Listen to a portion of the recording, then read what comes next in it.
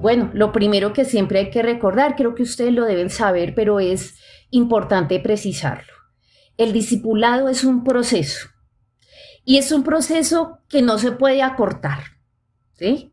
No hay formas ni fórmulas perfectas para decir que yo acorto un proceso de discipulado. No. O sea, hoy en día nos acostumbramos a que todo lo queremos flash, que queremos que las cosas se nos den, que queremos crecer ya. Y hay elementos que sí se nos pueden dar en el quehacer de las iglesias.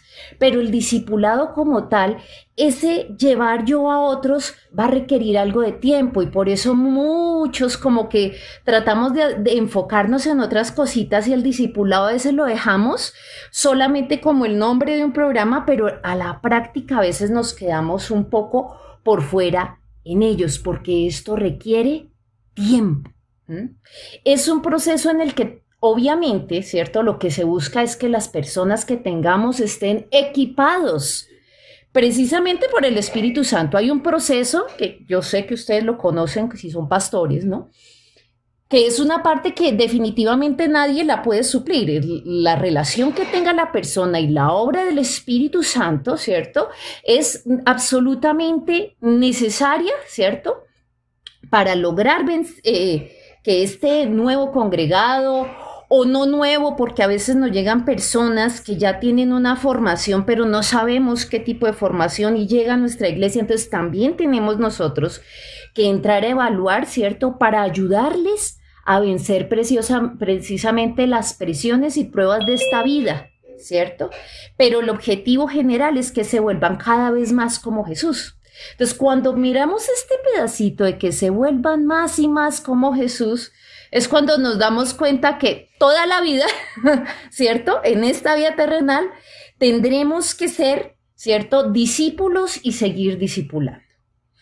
Hay muchas actividades que a veces desarrolla la iglesia, ¿cierto? Tenemos actividades que son muy de iglesia y a veces nos llenamos de muchas de las actividades paraeclesiales, que son importantes. Que la obra social, que vamos a hacer tal cosa, Sí, pero a veces le damos demasiada importancia a lo paraeclesial y se nos olvidan. Me voy aquí a lo básico, ¿cierto? El maestro siempre recoge lo primero, que es lo básico, y es que si hay un propósito o un llamado que todos tenemos, es precisamente a hacer una tarea. Si algo nos llamó el Señor, no es ¿cierto? Sí, capaciten monos, es importante. Dirán, pero me está hablando de capacitar. Sí, es importante, pero ante nada es, vayan, prediquen el evangelio y hagan discípulos. O sea, no hay, cuando las personas dicen, ¿cuál será el propósito que yo tengo en la vida? Es que yo no sé. Sí, bueno, podemos ayudarles a enfocar algo al llamado, pero no hay propósito para un creyente que no comience con cumplir la gran comisión, y esa es la base grande del discipulado, ¿cierto? ¿Y por qué nos pide ser discípulos? Porque no se trata solamente de hacer una declaración, pasar o no pasar al frente a decir una oración, sino que realmente nos aseguremos de cumplir una tarea, sea que ese creyente, lo que voy a decir es doloroso porque hay pastores, ¿sí? Pero uno quisiera que las personas que llegan todas se quedaran con uno, ¿cierto? En su iglesia, se quedaran en su rebaño, y ojalá, amén. Pero la verdad lo que sucede es que muchas veces, por muchas circunstancias, algunos se van, otros llegan, no todos se quedan, lo sabemos, ¿cierto?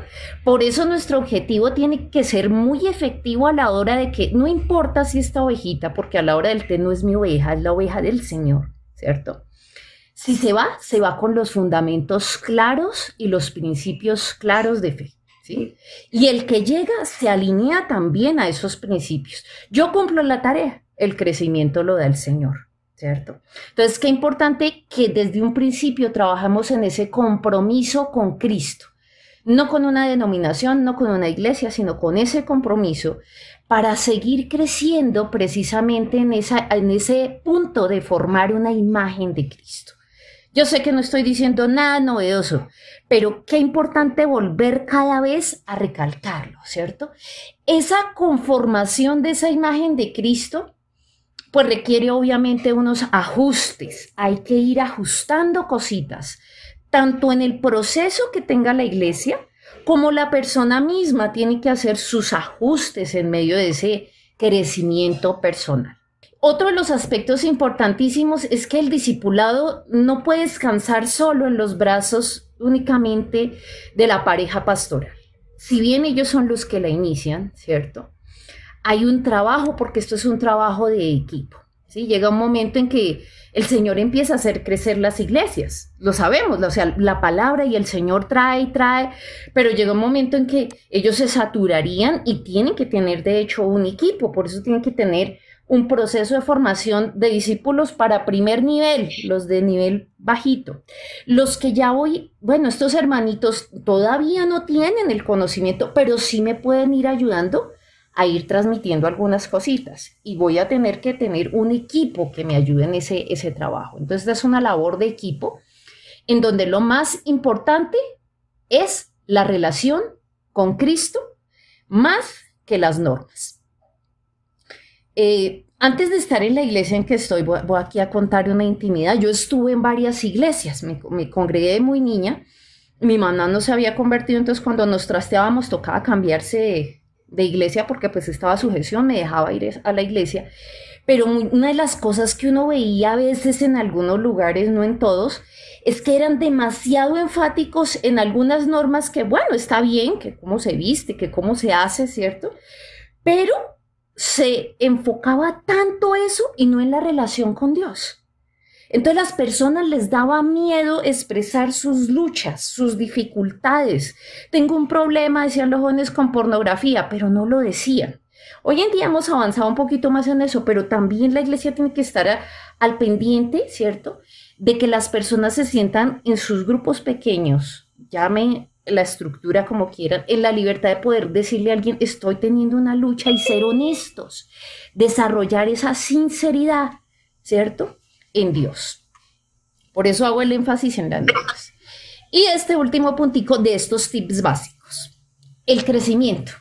Sí o sí, lo que esperamos es que este creyente, tanto en el nivel básico como los que ya tengo como líderes, los que hay unos que dice uno, hay gente que como que uno lo va perfilando y dice, esta persona tiene llamado, entonces también tiene que crecer. Pero crecer duele. Yo no sé si han visto que también los adolescentes cuando van creciendo les empiezan a doler, ay, que le duelen los huesos, las coyunturas, ¿cierto? Porque los procesos de crecimiento duelen, hay dificultades, sí va a haber dificultades, y qué bueno nosotros tenerlas, ¿cierto?, al tanto de las posibles dificultades. Bueno, digamos que estas son unas generalidades de lo que serían unos tips importantes. ¿Qué beneficios nos trae a nosotros precisamente el discipulado? El primero es crecimiento. Cuando yo hablo crecimiento, lo hablamos un crecimiento numérico de la iglesia, porque también queremos que crezca, pero sobre todo en el creyente, ¿cierto? Que se mantenga en el camino. Aquí el objetivo es que se mantenga en el camino, que tenga unas bases sólidas de fe y que aprenda a ser una persona, a mí me gusta mucho esto, enseñable, que aprenda humildad y sujeción. Porque es importante que también las personas se sienten a escuchar. A veces nos llegan, dicen, ay no, pero tal persona sabe mucho, venía y ya tiene como, entre comillas, mucho conocimiento. ¿Y quién dijo que eso en el Señor tiene que ser motivo para que de forma apresurada lo coloquemos en niveles de liderazgo? Entonces puede tener ciertos conocimientos, pero hay algo que es bien complejo de aprender, y es la humildad y sujeción. Entonces el hecho de sentarme, ay, pero es que hermano, el hecho de que te sientes nomás, ya estás aprendiendo, que debes aprender la palabra, ¿cierto?, y recibirla independiente del vaso que esté. Entonces eso nos da también algo de humildad y sujeción. Entonces qué bueno tener un tiempo en lo que en nuestro grupo, los primeros, los líderes, yo ya llevo tiempo, ¿no? Qué bueno que vuelvan a tomar el curso nuevo. Eso nunca sobra volver a reedificar, ¿cierto? Esos fundamentos iniciales y de paso nos ayuda porque es que el hecho de volverse a sentar en una silla y oír las bases implica algo de humildad y también detectar la sujeción que hay de las personas. Eso tiene que aprenderlo porque un discípulo tiene que estar allá detrás del maestro, ¿cierto? Tiene que estar allá pegadito, tiene que aprender, ¿cierto? Y tiene que tener ese espíritu enseñable. Y eso se enseña viendo el ejemplo. Si yo tengo a mi líder y mi líder, no, cuando viene otro no está, ¿cierto? No, yo ya me sé eso. Entonces, pues yo me siento autorizado para no ingresar, ¿cierto? A algún curso, porque como mi líder no lo hizo. Entonces, qué importante que nosotros también enseñamos con ese ejemplo. ¿Qué más nos da de beneficios el discipulado? Unidad. Si hay algo que da unidad en la visión de la iglesia es precisamente que haya un proceso continuo y claro de discipulado. Yo digo que esto es un cuerpo, ¿cierto? El Señor nos dice que es un cuerpo, entonces los tendones tienen que ir y la sangre tiene que ir conectada con el brazo, con el codo. Entonces no puede ser que yo no esté incorporado porque no voy a tener el mismo espíritu, ¿cierto? Entonces, si hay humildad, sujeción, puedo tener unidad en la iglesia. Yo sé que ustedes lo conocen, pero qué importante que veamos de nuevo esos beneficios. Y el número 3 del que de pronto ahorita nos dedicamos un poquito más a hablar es precisamente lo que tiene que ver con el legado. Hay que construir un legado. Ustedes ven al pastor aquí, Joel, y su esposa Sara, los veo muy jóvenes, ¿cierto? Ellos son unos pastores jóvenes, con mucho dinamismo. Gracias. Amén. Pero les tengo una mala noticia, que el tiempo pasa y poquito a poco ellos ya van a ir madurando, ya luego crecerán más en su ministerio, pero llegará un momento en que van a tener, ¿cierto? Como con el si no, el Señor no viene antes, ¿cierto? El ciclo normal es que pues llegará un momento en que ellos tienen que dejar un legado de otras personas, porque o si no esta obra tan bonita se acabará, ¿cierto? Hay que abrir espacios, y hay que dejar crecer a otros también, ¿cierto? Que esa es una de las cosas que a veces muchos, ¿cierto? Cuando nunca han tenido al cierto grado de liderazgo, como que se emocionan mucho con ciertos elementos de que, ya están aquí, ya los hermanos me miran, y se les olvida que aquí hay que soltar para que el Señor le dé uno más. Si uno se queda apelmazado en un punto, ¿cierto?, de una escalera en la que el Señor lo quiere subir, pues se queda ahí en ese pedacito de la escalera y el Señor le dice, pero yo te quería dar más cosas, ¿cómo te doy algo si no sueltas esto que tienes ya? ¿Sí? Tienes que soltar un poquito, tienes que soltar. Y hay un libro muy bueno, no sé, se lo recomiendo, que se llama ¿Quién sostiene tu escalera? Si de pronto lo han leído, me gusta dos conceptos que allí se expresa, que uno normalmente lo enfocan a veces a nivel empresarial, pero creo que aplica muy bien para la iglesia.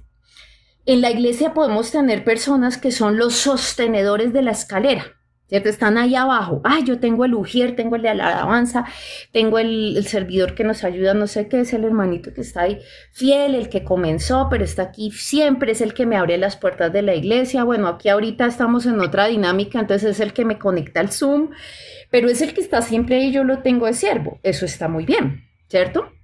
Es uno que sostiene. Pero de esos hay algunos que sí van a querer subir a la escalera, que el Señor empieza a llamarlos. Otros dicen, no, yo me quiero quedar aquí, esto fue lo que el Señor me dio. Entonces, el líder tiene que saber, ¿cierto? En qué momento le debe decir, bien, está bien, sí, sé que te sientes cómodo, pero hay que subir un peldaño en la escalera, hay que seguir creciendo en el conocimiento, hay que seguir creciendo en tu formación y en tu llamado, y si definitivamente pues alguna persona ya no lo desea, pues ahí sí, ya no. Pero esa construcción del legado lleva tiempo y ahí es donde nos vamos a enfocar un poquito más. Quisiera entonces que recordemos más o menos cómo son estos pasos y de manera gráfica entonces se los traigo aquí como un camino, ¿cierto? Ese discipular parte con un nuevo creyente, pero ojo que aquí el nuevo creyente no es solamente el recién convertido, se los decía, el que llega de otra iglesia. Para mí, tiene que operar como uno nuevo.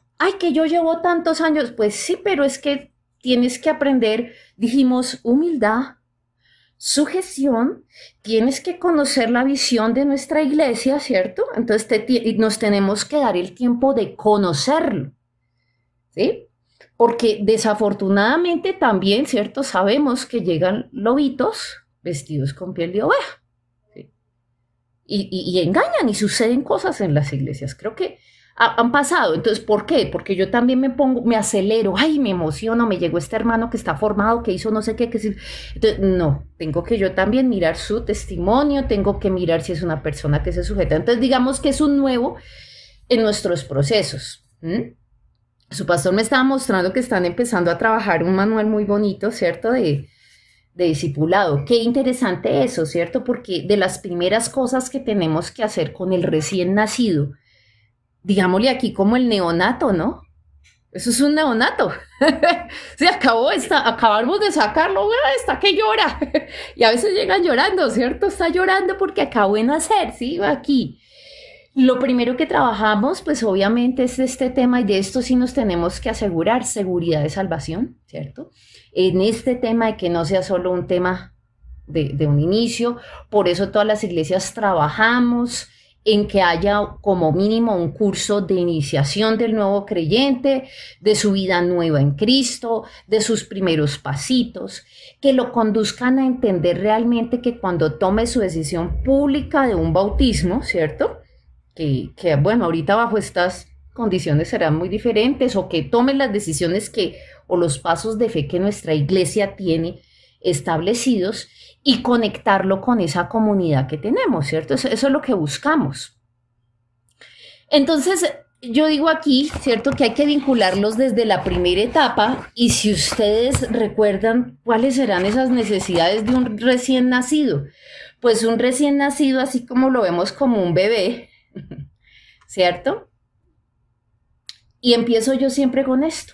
No importa el conocimiento secular, en lo espiritual el recién nacido necesita leche.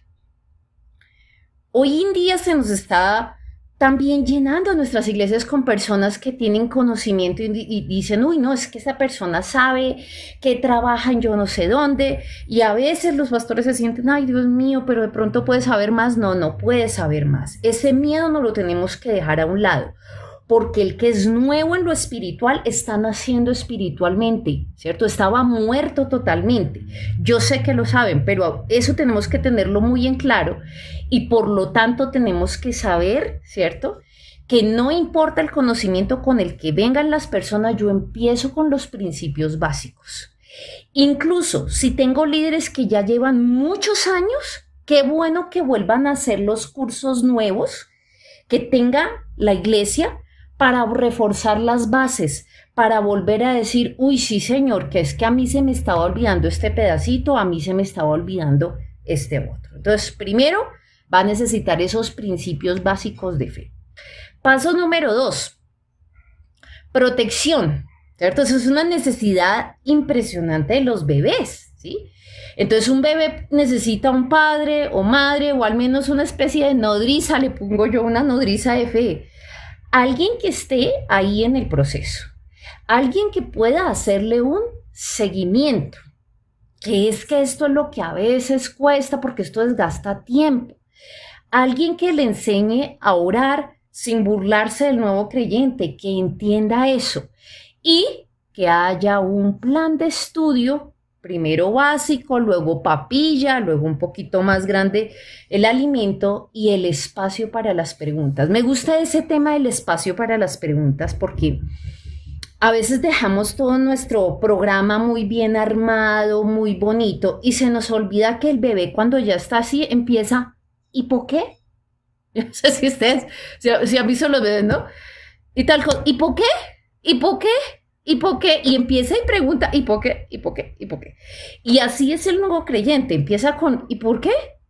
¿Y por qué? Si ve que estamos tratando de darle nuevo conocimiento. Entonces, en esos por qué es que cada vez la iglesia tiene que seguir creciendo, de cómo le puedo administrar esas buenas dosis a mis nuevos creyentes y empezar a limpiar en esa etapa de crecimiento. Entonces, mire, veníamos un recién nacido, un bebé que necesita la primera protección, que esté cubierto, venga aquí, ¿cierto? Y el bebé empieza a caminar. Esa es una etapa, ¿cierto? Aprender a caminar, que algunos lo pueden cursar. Y aquí es lo importante, ¿cierto? Del seguimiento del discipulado. Que yo no le puedo poner una medida estándar de crecimiento a todo el mundo. Listo, entraron esto, entonces ya le hicieron esto, ya hicieron esto, ya hicieron esto. Hay personas que nos corren el camino, ¿cierto? Mucho más rápido. Y hay otros que tienen que demorarse todavía masticando un poquito porque no han entendido. Entonces, aquí en temas de discipulado no se trata de correr, sino que de verdad tengamos solidificada una persona que aprenda a caminar con cierto grado de autonomía, digo yo, no independencia, porque siempre seremos dependientes del Señor, pero con ese temita de que no se vuelva totalmente dependiente, ni de su consejero, ni de la persona que le está allí, pero aún necesitamos chequear a esa persona, que esté allí, ¿cierto? Enfatizando algunos aspectos. Entonces, independiente de que podamos encontrar muchos libros, muchos mecanismos, muchas formas de hacer discipulado, indudablemente usted va a ver que casi todas confluyen a que primero, pues obviamente la persona entienda cuál es su identidad en Cristo. Luego de haber entendido eso, hay que limpiar. No quiero ser más gráfica, a un bebé, pues hay que limpiarlo también, ¿cierto? Porque él empieza, porque está caminando y se ensucia, porque come y hace sus necesidades. Entonces, asimismo, el nuevo creyente debería empezar también, o la persona que nos llega, ¿cierto? Con procesos muy interesantes de sanidad interior, consejería bíblica, en algunos casos liberación, ¿cierto? Necesitamos que el bebé esté limpio, ¿cierto? Es la primera. Porque a veces queremos darle ya teología máxima cuando ni siquiera hemos limpiado y entonces, si no ha habido una liberación, si no ha habido una sanidad interior, lo poco que le estamos dando no se le va a quedar porque no está limpio, ¿cierto? Y ahí sí empieza ese cuidado de familia. Entonces es muy importante que aprenda a desarrollar y sé que ustedes como iglesia lo trabajan y que seamos enfáticos en esto, en desarrollar una relación directa con Dios. Directa con Dios, independiente de los fallos o sus luchas que tenga. Mucho nos ha hecho daño a veces esa imagen de que es que somos, no, aquí todos son santos y ¡ay! ¿Cómo así? No sé qué. Al nuevo creyente tenemos que indicarle, darle ejemplos, estar pendiente de ellos. Tuve esta lucha con tal cosa y bueno, caí en esto. Bueno, ven aquí. Primero, entonces, ¿cómo es el proceso que tienes que seguir? Hay que cortar con este tema del pecado. Entonces, esas bases y esa limpieza le van a permitir trabajar en ello. Y me voy a meter ahora sí con el tema más importante en este proceso de crecimiento. Y es que todo el proceso discipulado debería, ¿cierto?, estar encaminado a afectar el sistema de creencias. A veces nos dedicamos mucho a solamente mirar comportamientos. Y resulta que el problema del comportamiento es el siguiente, o sea, yo me comporto según lo que yo creo.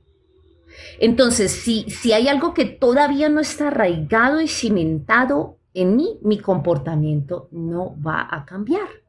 Por eso la palabra nos dice que tenemos que tener la mente de Cristo, que renueven su entendimiento, ¿cierto? Porque esa es como una de las partes de decir, oiga, si yo tengo claro lo que yo creo y empiezo a entender que no es solamente no hagas porque no puedes, sino porque ¿cómo le voy a hacer a ese Dios al que yo amo esto? ¿Cómo voy a herir su corazón si entiendo lo que Él ha hecho por mí? Si de verdad entiendo lo que hizo, ¿por qué voy a doler su corazón de ese modo? ¿Cierto? Entonces, aquí empieza estos temas también de que dentro del engranaje de todo lo que tenemos que seguir afectando los sistemas de creencias. Y una parte de afectarlo, no todo, porque hay una obra del Espíritu Santo, hay una parte de decisión de la persona, hay otra parte que también se logra integrar con la comunidad, pero hay otra que tiene que ver con la formación, con que nos formemos tanto en lo que conocemos, ¿cierto?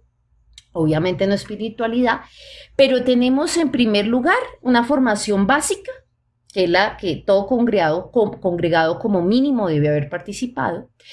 Una media, donde como mínimo, entonces dice uno, ay, nuestro nivel instituto bíblico.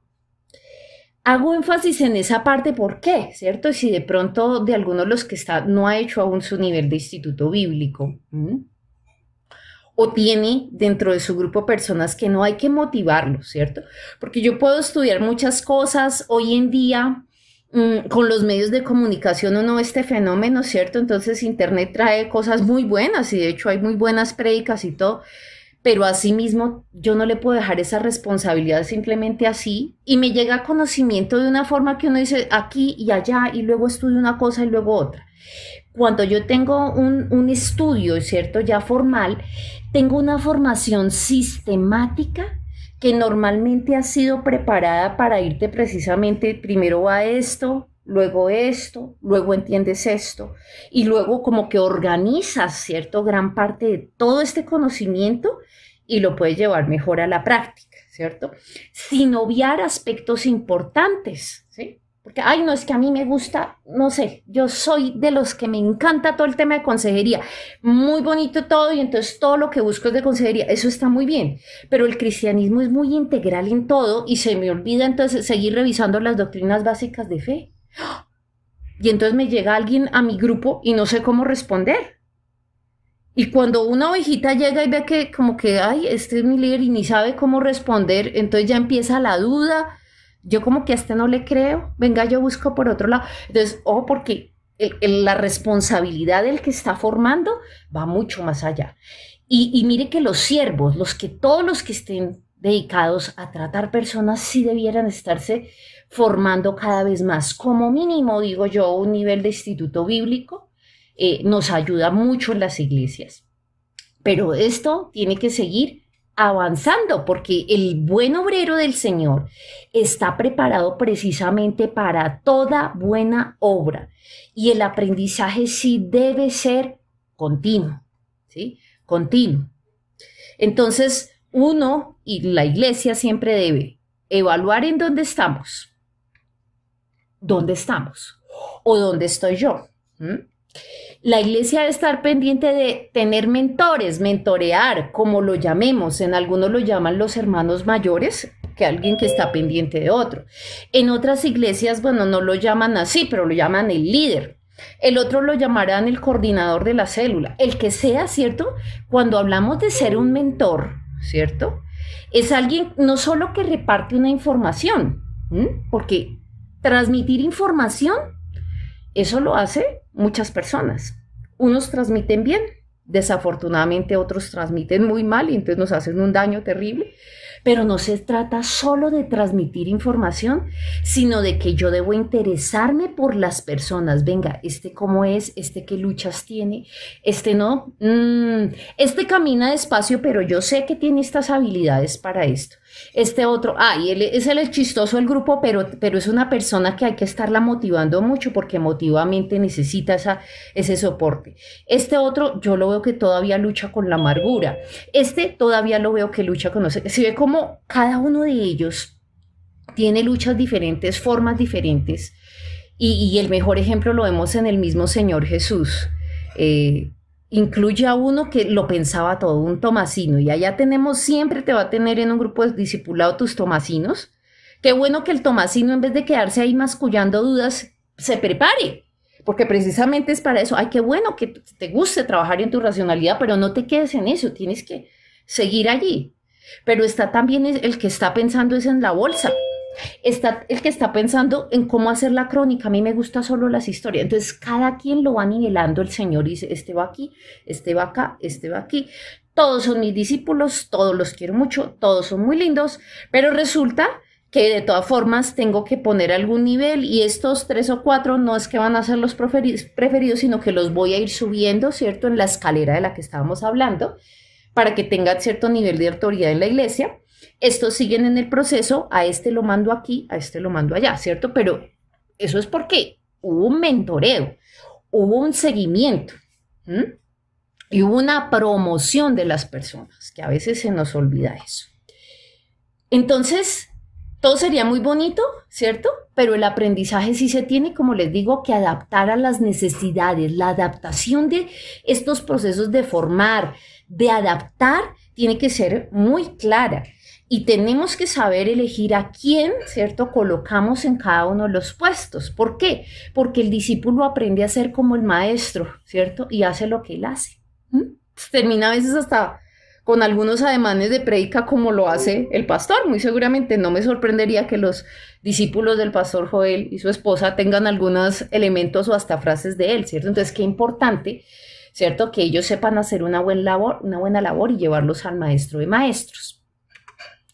Entonces, qué importante que tengamos mentores, ¿cierto? O personas que están formando a otros. Este no es un trabajo para que lo haga solamente el pastor, sino que él tiene que tener su grupo de pastoreo, ¿cierto? Y asimismo, los que están en su grupo, pastorear a otros, ¿no? Importantísimo, testimonio. Yo puedo tener mucho conocimiento, pero si no hay testimonio, aquí se tiene que ser irreprensible. Conocimiento al nivel correspondiente. Claro, yo no le voy a poner creyentes que ya llevan bastante tiempo a alguien que lleva muy poquito, aunque sean, ¡ay no, pero es que ese joven es pilosísimo! Y todo. Pues sí, pero va a requerir un nivel de conocimiento, y esto apunta a la universidad, que cada uno de los conocimientos sean en ese crecimiento de la iglesia, que se sujeten a la autoridad y el programa. Miren, los programas pueden tener aspectos buenos, pueden tener aspectos malos. Creemos tener una super idea buenísima de evangelización, le metemos la ficha y de pronto no salió como pensamos, ¿cierto? Falló. Entonces, pero independiente de que falle o no, yo tengo que tener un equipo que no es que yo le estoy diciendo que hagamos una cosa y ellos hacen otra.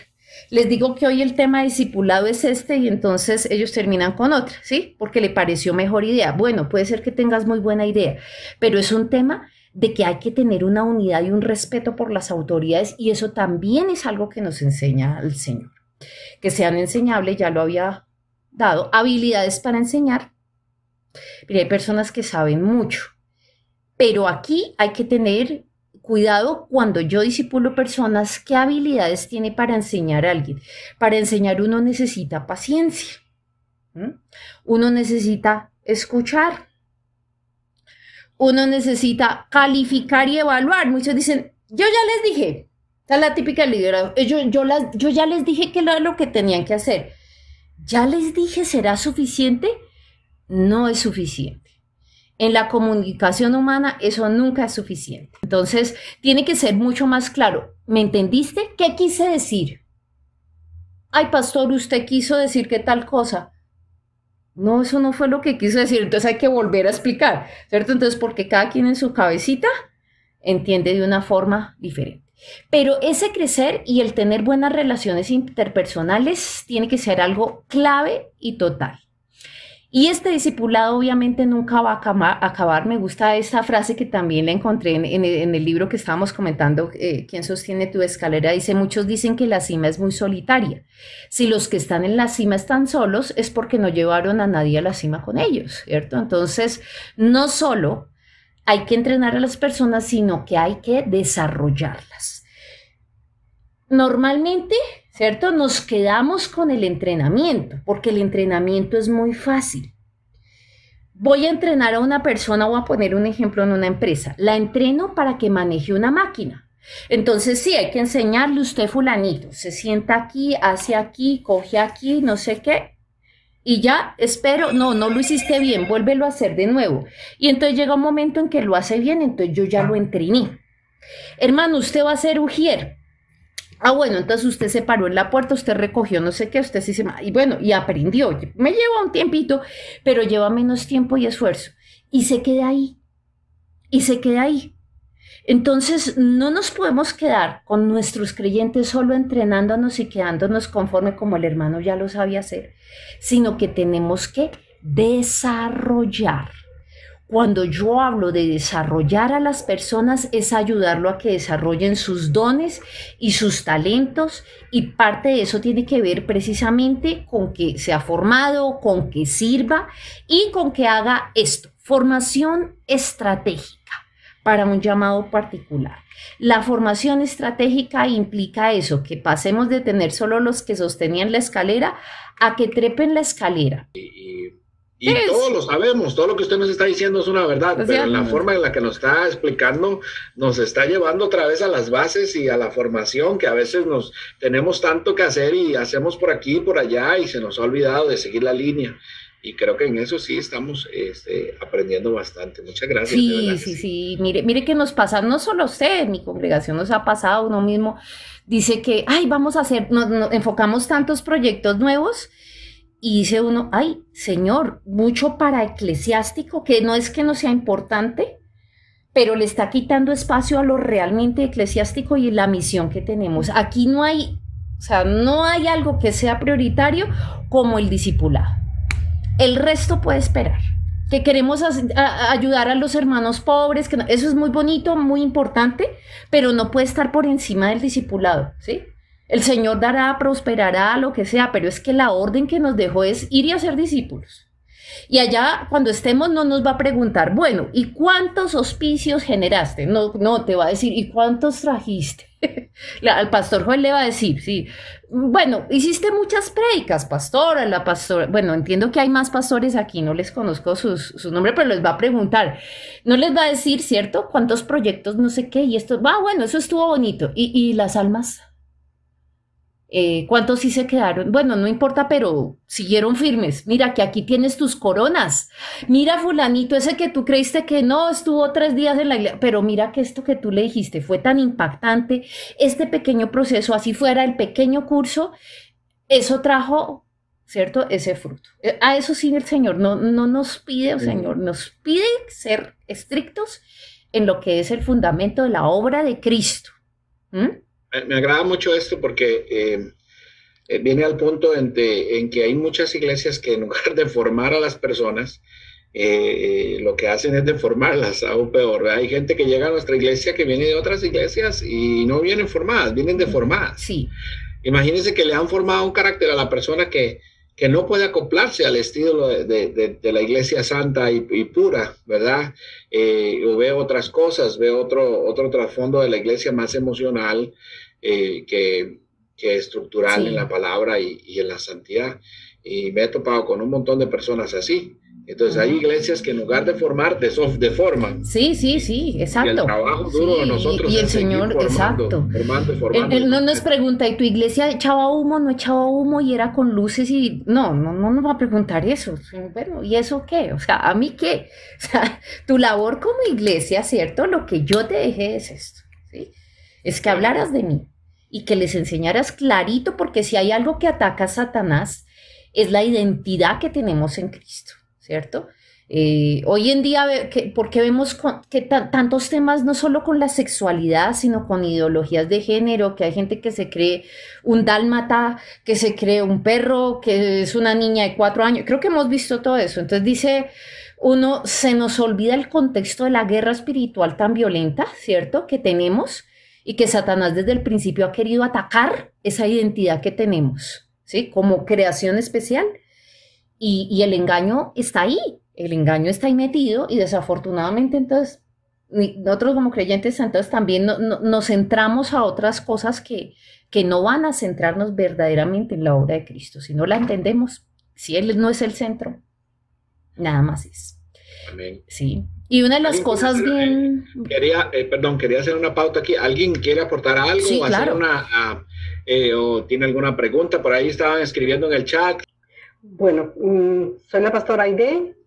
Me agrada mucho poder tener esta clase de enseñanza que los pastores nos ayuda mucho, como dice el pastor Joel, a retroceder un poquito y pensar más fijamente en lo que estamos haciendo, especialmente ahora, en este tiempo de la pandemia. Tenemos que dedicarnos más en Cristo, la mirada a Cristo, y todo lo demás, como usted dice, va a hacerse las actividades, las cosas, pero lo primero es el Señor. Le agradezco muchísimo este mensaje, que para mí me impactó muchísimo. Muchas gracias, pastora, muchas gracias. Dios le bendiga, pastora Aide. El Señor nos siga llenando de eso. Y no sé si alguien quiera comentar, pero hay una cosa que a mí me encanta de Jesús, ¿no? Los ejemplos que Él usaba eran tan cotidianos, ¿cierto? Es una cosa que cogía lo que era normal, lo natural en ellos, o sea, y lo retrotraía. Entonces que también ese discipulado tiene que incluir ejemplos, ¿cierto? O una parte de ejemplos de la vida real para no, digamos, avergonzar a nadie, pero sí podemos traer estudios de casos, por ejemplo, que a veces no se hace, ¿sí? Entonces, imagínense que fulanito no sé qué era muchacho de tal cosa y empezaba a consumir marihuana, empezó a consumir, y traemos un ejemplo, no tiene que ser la persona, ¿usted qué haría? ¿Qué haríamos? ¿Por qué en Cristo no sé qué? Entonces, ese estudio de las cosas que vivimos actualmente tienen que hablarlo también nuestros jóvenes aquí en la iglesia, ¿cierto? Y sin ningún tipo de escándalo, sino al contrario, ven, lo revisamos frente a la palabra y enseñar a las personas a pensar bíblicamente, ¿cierto? Entonces, ven, ¿qué dice la palabra? No dice, ¿se pronuncia? No se pronuncia la palabra respecto a esto. Ven, buscamos y busquemos conforme a la palabra, recurrimos al pastor. Mostrarnos también vulnerables, porque, mira, una de las cosas que yo he aprendido mucho como profesor es que a veces hay preguntas que uno no puede responder. Yo hablo de temas en una de mis clases de lo que es la evolución y la creación y demás. Entonces hay temas que uno dice, y yo le digo al estudiante, no sé, pero venga, buscamos. Pero para llegar a un maestro a decir, ay, no sé, uno siente a veces miedo. No hay que sentir miedo porque te respetan más cuando alguien te dice, esta persona va a ser honesta conmigo. Va a ser honesta conmigo. ¿Sí? Nos ponemos a veces a dar respuestas que no. Obviamente que hay cosas de la palabra que tenemos que saber, pero no, déjame esto, lo reviso para no darte una respuesta no correcta, ¿sí? Pero que dejemos ese miedo a que, ay, que es que no se la supo todo. No, aquí no estamos mostrando eso, al contrario, estamos mostrando que somos creyentes honestos y auténticos. ¿Algo más? Tengo una pequeña pregunta. Dale, Sarita. ¿Puedes darme una comparación de la diferencia entre entrenar y desarrollar? Bueno, el entrenamiento es más corto y está enfocado más a tareas específicas. El entrenamiento es bueno, claro, uno necesita, digamos que es la primera fase, entrenar, ¿cierto? Entonces llegó una persona, yo le doy un entrenamiento. Pongamos un ejemplo de la vida cotidiana. Le voy a pedir a alguien que llegue a mi casa a hacerme el oficio, ¿cierto? Entonces, la primera fase es que yo como ama de casa le digo, bueno, ella podrá saber limpiar de algún modo. Así nos pasa con el nuevo creyente. Llega y él cree que hace, bueno, espera, venga un momentico. Es que quiero que me limpies así, uses el detergente así y listo. Yo le digo una vez, ¿lo hará bien del todo? No, algunas cosas sí las cogió, otras no. Ven, por favor, entonces me tengo que dedicar un tiempo, pero yo espero que, no sé, que la segunda, tercera venida ella ya quedó entrenada y por lo menos sabe lo que es básico de una tarea particular y de una función. Entonces hice un entrenamiento. Ese es un entrenamiento. Voy a aprender a hacer una chaqueta, entonces traigo a alguien y le digo, bueno, listo, fallaste. Entonces, igualmente requiere supervisión y todo, pero es para desarrollar un punto muy particular, ¿cierto? La entrené para esta tarea. Pero desarrollarlo no es que la persona se me quede ahí. En primer lugar, que sepa tomar también decisiones. Porque si no, todas las veces, ay, Pastora Sara, es que ¿qué hago cuando sé que sí se me... Entonces todavía está en proceso de entrenar, ¿sí? Dice, bueno, está bien, bueno, tal cosa, listo. Y otra vez, es que me llegó no sé qué, bueno, está bien, listo, pero llega un momento en que dice, no, pero a ver, yo ya te expliqué, a ver, venga, revisamos y listo, ya te entrené para este aspecto. Entonces, ya la puedo dejar solita, la puedo dejar en una labor, se vuelve experto en esa labor, pero normalmente esas son labores muy particulares y que las hace de forma habitual. Pero estoy desarrollando otras habilidades, aquí entonces ya salgo de simplemente un entrenamiento, lo entrené, a desarrollarlo. Cuando yo desarrollo a alguien, entonces estoy mirándole, ven, ¿cuáles son tus habilidades y talentos? ¿Tienes claro si algo más te llamó el Señor? No, pues yo no sé, o sea, pues yo sé que estás cómodo aquí ayudándonos en la iglesia poniendo el sonido, por ejemplo. Hay personas que dicen, listo, está bien, pero no quieres estudiar algo más de ese tema si eso es lo que te gusta y es tu habilidad. O sea, si vamos a desarrollar y si nos toca más pandemia, pues bueno, ven a ver, vas a desarrollar algo más. ¿Qué otro curso puedes hacer? ¿Cómo más puedes desarrollar tu talento? Entonces, no que se quede en el nivel en donde ya quedó y ya quedó experto en un punto. Ahí lo entrené. para desarrollarlo tengo que llevarlo a otro nivel, ¿cierto? En lo que es él como persona y que descubra la persona también, bueno, cuáles son tus ideales, tus valores, cómo vas a ascender aquí. Y obviamente en términos de llamado, bueno, ¿tienes habilidades para la enseñanza o no? No solo con que ya sabes dar una clase para los niños. A mí me hubieran dejado ahí, listo, ya se puede darla y estaba solamente entrenada, ¿cierto? Pero llega alguien que dice, no, yo veo que tienes habilidades, ¿por qué no haces tal cosa? ¿Por qué no tomas otro curso? ¿Por qué no sigues, ven? ¿Por qué no me das hoy tú una charla? Y obviamente, pues yo sabía que le embarraba, ¿cierto? Así decimos en Colombia, no sé cómo, a veces las palabras, ¿no? Cometí errores, ¿cierto? Pero es que cometer error, ¿cierto? Decía, ay, ya aprendí, pero me dieron la oportunidad. Entonces yo me empiezo a sentir más compenetrada con la visión en una iglesia cuando no me dejan eternamente en una labor porque como la hice siempre bien, ¿sí?